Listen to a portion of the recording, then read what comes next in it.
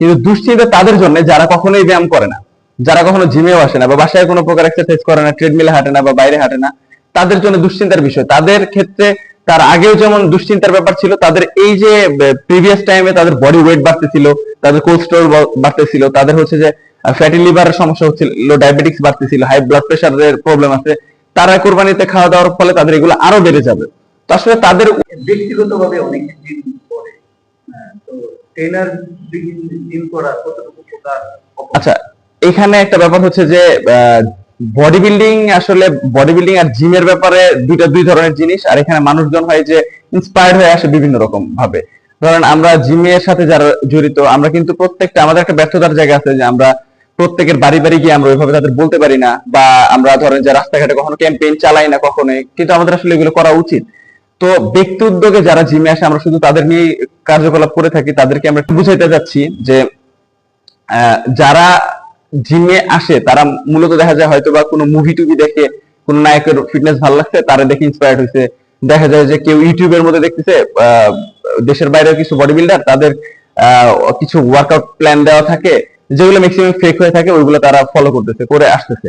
এসে হয় যে আমরা জিমে প্রফেশনাল ট্রেনার যারা আছি, আমরা চাই তাদের প্রত্যেককে প্রফেশনালি গাইড করার জন্য, কিন্তু তারা হয় কি যে এসে ওই দেশের বাইরের একটা বডি বিল্ডারের ওয়ার্কআউট প্ল্যান বা ডায়েট প্ল্যান, দুই একটা ওয়ার্কআউট কাটা কাটা থাকে বা থাম্বনেল থাকে, ওইগুলো থেকে তারা কিছু কিছু দেখে দেখে করতেছে। এখানে ভুল ব্যাপারগুলো হচ্ছে কখনো লেগস করতেছে, কখনো চেস্ট করতেছে, কখনো ব্যাক ওয়ার্কআউট করতেছে। আর তাদের ওয়ার্কআউট করার যে প্রপার যে ওয়ে, যেটা এটার মধ্যে ভুল থাকে অনেক। তো এরকম করলে কি সমস্যা হয়? তো অবশ্যই সমস্যা। তার প্রথম সমস্যা যেটা হবে, সে খুব দ্রুত ইনজুরিতে পড়ে যাবে, ঠিক আছে। আর হচ্ছে যে সে কতটুকু ওয়েট ক্যারি করবে, তার কতটুকু বডি পোস্টার কিভাবে থাকবে, তার বডির কতটুকু লিন হবে, এগুলোর আসলে অনেকগুলো ব্যাপার থাকে। যে ধরেন যে একটা ওয়ার্কআউট করতেছে, তার আসলে কতটুকু, সোজা বাংলা যেটা বলে, কতটুকু বাঁকা হইতে হবে বা কতটুকু স্ট্রেট থাকতে হবে।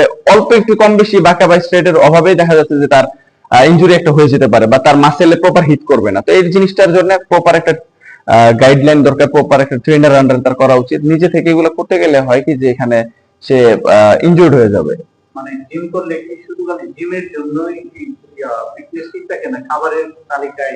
আচ্ছা, এখানে হ্যাঁ, এখানে দেখেন সব থেকে বড় যে জিনিসটা, সেটা হচ্ছে যে আপনি ব্যায়াম ওয়ার্কআউট যত কিছুই করেন না কেন, সারাদিনই পরে থাকেন না কেন, আপনার বডির কোনো চুল পরিমাণ পরিবর্তন হবে না যদি আপনি প্রপার একটা ডায়েট প্ল্যান মেনটেন না করেন। সব থেকে জরুরি জিনিস হচ্ছে একটা আপনার প্রপার ডায়েট প্ল্যান। যেটা এখন ধরেন যে আমাদের ম্যাক্সিমাম ছেলেপেলেরা জিমে আসে, আইসা ওয়ার্কআউট করলো, করার পরে তারা করে কি, বাসায় অনেক লেট করে যায়, তারা প্রপার ডায়েটটা নিচ্ছে না। দেখা যায় ওয়ার্কআউট শেষ করতে করার 5-6 ঘন্টার মধ্যে কোনো মিল নিচ্ছে না, সারাদিনে 1-2 বার হয়তো খাবার দাবার কোনোভাবে খায়।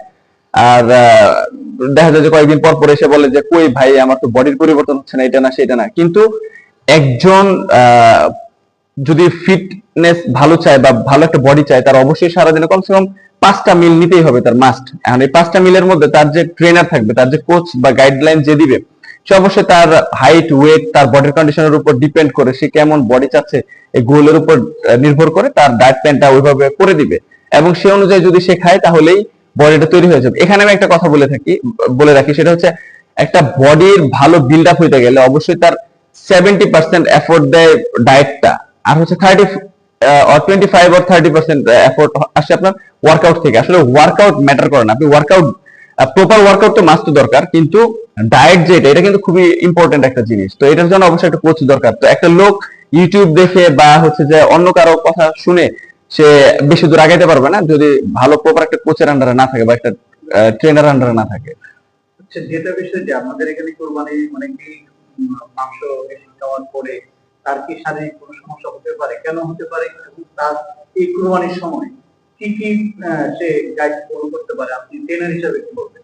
আচ্ছা, তো মূলত হচ্ছে যে আসলে কোরবানির আমরা যেহেতু সংখ্যাগরিষ্ঠ মুসলিম প্রধান দেশ আমাদের, আমরা কোরবানিতে আপনারা যারাই খাবার দাবার খাচ্ছেন, এখানে আমি দুইটা ভাগে ভাগ করে নেই। একটা হচ্ছে যে যারা বডি বিল্ডার ক্যাটাগরির মানুষ আছেন, আর আরেকটা হচ্ছে যারা সিম্পল লাইফ লিড করেন, যে অ্যাজ ইউজুয়াল আগেও যেভাবে আপনারা লাইফ লিড করতেন। যারা জিম করছে বর্তমানে তারা একটা, জিম করেন নাই তারা এই দুইটা ক্যাটাগরির মানুষ।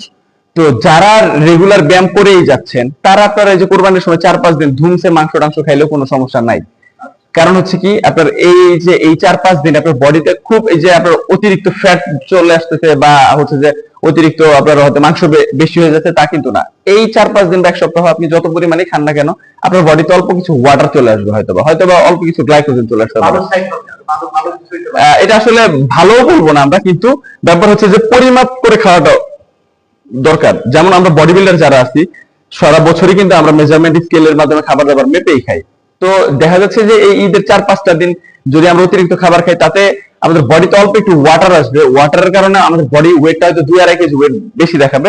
কিন্তু আমি যখন আবার জিমে আবার স্টার্ট করবো, আবার যখন ব্যাক করবো জিমে, তখন দেখা যাবে যে আমার এই ওয়াটারটা আবার চলে যাবে, 2-3 দিনের মধ্যে চলে যাবে। এটা নিয়ে দুশ্চিন্তার কিছু নাই। কিন্তু দুশ্চিন্তা তাদের জন্য যারা কখনোই ব্যায়াম করে না, যারা কখনো জিমেও আসে না বা বাসায় কোনো প্রকার এক্সারসাইজ করে না, ট্রেডমিলে হাঁটে না বা বাইরে হাঁটে না, তাদের জন্য দুশ্চিন্তার বিষয়। তাদের ক্ষেত্রে তার আগেও যেমন দুশ্চিন্তার ব্যাপার ছিল, তাদের এই যে প্রিভিয়াস টাইমে তাদের বডি ওয়েট বাড়তেছিল, তাদের কোলেস্টেরল বাড়তেছিল, তাদের হচ্ছে যে ফ্যাটি লিভারের সমস্যা হচ্ছিল, ডায়াবেটিক্স বাড়তেছিল, হাই ব্লাড প্রেশারের প্রবলেম আছে, তারা কোরবানিতে খাওয়া দাওয়ার ফলে তাদের এগুলো আরো বেড়ে যাবে। তো আসলে তাদের উচিত অবশ্যই জিমে চলে আসা। আসলে তারাও যদি রেগুলার যদি কন্টিনিউয়াসলি জিমটা করতে থাকতো তাহলে কোরবানি তাদের জন্য সমস্যা ছিল না, এইগুলোতে খাওয়া দাওয়ার কোনো প্রবলেমই ছিল না। মানে ট্রেনারের ইয়েতে থাকবে। জি জি, ট্রেনারের তত্ত্বাবধানের মধ্যে অবশ্যই থাকতে হবে, তাদের থেকে খাবার দাবারের ব্যাপারটা অবশ্যই তাদের মেনটেন করতে হবে। আচ্ছা, যারা এই যে কাদের জন্য জিম মানে জিমে আসা ঠিক হবে কাদের জন্য? আচ্ছা, এখানে একটা ব্যাপার হচ্ছে কি, জিমে না আসার ব্যাপার নিয়ে আমাদের অনেকে অনেক ধরনের নিরুৎসাহিত করে যে জিম করতে গেলে এইটা হবে সেইটা হবে, বিভিন্ন রকমের প্রোটিন দেয় জিম থেকে, তারপর হচ্ছে বিভিন্ন রকমের ক্রিয়েটিন দেয় যেগুলো খাওয়ার কারণে কিডনির সমস্যা হতে পারে, বিভিন্ন রকমের আসলে মিসকনসেপশন মানুষ দেয়। এগুলোর কারণে হয় কি যে অনেকেই জিমে আসতে চায়ও না, বাসেও না। দেখা যায় এই প্রবলেম গুলা তৈরি করে হচ্ছে যে যারা অনেক আগে ধরেন যে অল্প 1-2 মাস ব্যায়াম ট্যায়াম করছে, তারা বুঝায় যে এলাকার মধ্যে বিশাল বড় বডি বিল্ডার, তারা এই ছোট ছোট বাচ্চাদেরকে মিসগাইড করে। আমার দেখা মতে এই কিছুদিন আগেও আমার এলাকার এক ভাই যে 2-3টা বাচ্চা নিয়ে আসছে, না ওদের এখন আসলে ব্যায়াম করার বয়স হয় না, এটা না সেটা না, এগুলো করা যাবে না, এটা খাওয়া যাবে না, সেটা খাওয়া যাবে না। এখন আমি একটা প্রফেশনাল ট্রেনার, সে এসে আমার এরকম বুদ্ধি শোনাইতেছে, বুঝাচ্ছে, এবং যাদেরকে সাথে করে নিয়ে আসে তাদেরকে এই ধরনের মিসগাইড করতেছে। তো আসলে জিমের একটা ব্যাপার আমি বলি আপনাদেরকে, সেটা হচ্ছে যে আহ বয়স, কোনো নির্ধারিত কোনো বয়স নাই। যেমন ধরেন বাংলাদেশ ওয়ার্ল্ডের টপ লেভেলের যে বডি বিল্ডার ছিল আর্নল্ড শোয়ার্জনেগার, যিনি কিনা আমি যতটুকু জানি যে 8-9 বছর থেকে 10-11 বছর থেকে উনি এক্সারসাইজের সাথে জড়িত ছিল, এবং 14 বছর বয়সে উনি ভালো একটা পদকও জিতেন বডি বিল্ডিং সেক্টর থেকে। তো আপনার জিম করার যে স্টার্টিং এর একটা বয়স আছে, হয়তো ধরেন 10-12 পর থেকে আসতে পারে। কারণ অনেক বাচ্চা আছে, যেমন আমার জিমে 12 বছর 13 বছরের অনেক বাচ্চা ওয়ার্কআউট করে। কারণ একটা 12 বছরের বাচ্চার ওজন হয়তো বা সর্বোচ্চ গেলে কত 18-20 কেজি থাকা উচিত ছিল, কিন্তু এই বাচ্চাটার ওয়েট যখন 60-70 কেজি হয়ে যায় তখন কিন্তু এটা কনসার্নিং এর একটা ব্যাপার। তো যার কারণেই আমার কিন্তু ওই বাচ্চাটাকে কিন্তু আমার নিতে হচ্ছে জিমে। তো এইখান থেকে স্টার্ট করে আপনার মৃত্যুর আগ পর্যন্ত জিম যে কোনো সময় করা যেতে পারে, যদি যে সকল মানুষগুলোর মেজর কোনো